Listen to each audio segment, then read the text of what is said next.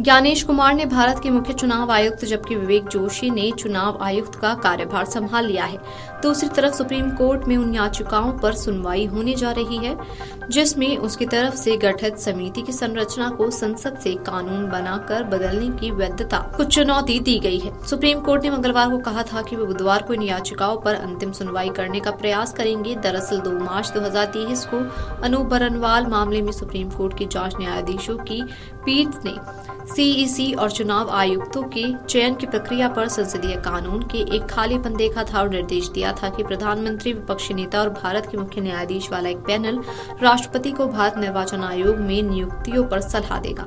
पीठ ने कहा कि अदालत द्वारा गठित पैनल तब तक काम करता रहेगा जब तक संसद इस संबंध में कोई कानून नहीं बनाती।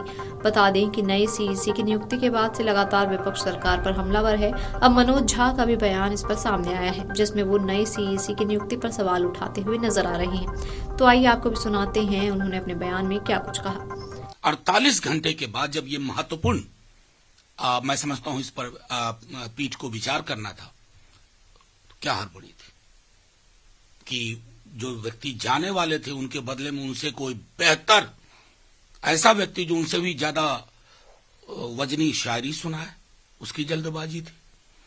आस्था आर्टिकल 324 में है या नहीं, कितनी है, उसका क्या मूल्यांकन है, नहीं। आप 48 घंटे रुक सकते थे, 72 घंटे रुक सकते थे। जो बाकी मेंबर्स थे उसमें से कोई सीईसी की भूमिका निभाता, लेकिन नहीं। आपने तो पूरी प्रक्रिया को ही एग्जीक्यूटिव की फेवर में इतना टिल्ट कर दिया।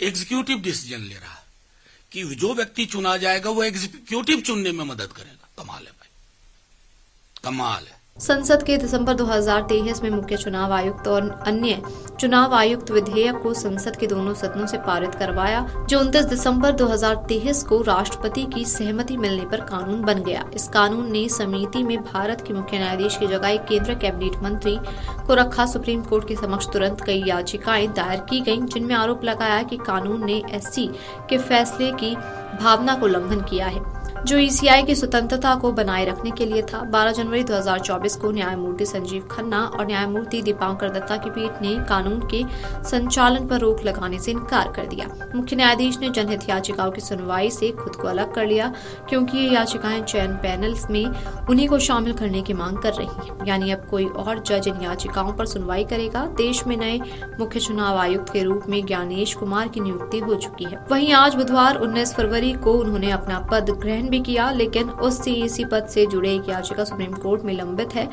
उसी मामले में आज सुनवाई होगी। सुप्रीम कोर्ट सीईसी और चुनाव आयुक्तों की नियुक्तियों के खिलाफ याचिकाओं और प्राथमिकता के आधार पर सुनेगा।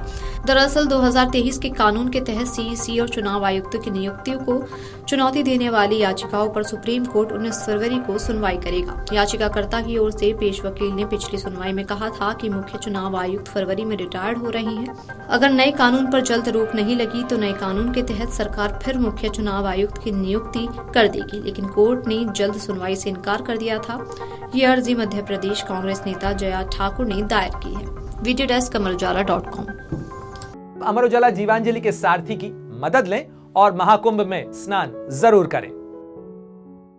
अगर आप ये वीडियो YouTube पर देख रहे हैं तो हमारे चैनल को सब्सक्राइब कर बेल आइकन दबाएं और Facebook पर देख रहे हैं तो हमारे पेज को लाइक करें। 8 मिलियन प्लस सब्सक्राइबर, आपके इस भरोसे के लिए बहुत धन्यवाद। अमर उजाला जीवांजलि के सारथी की मदद लें और महाकुंभ में स्नान जरूर करें।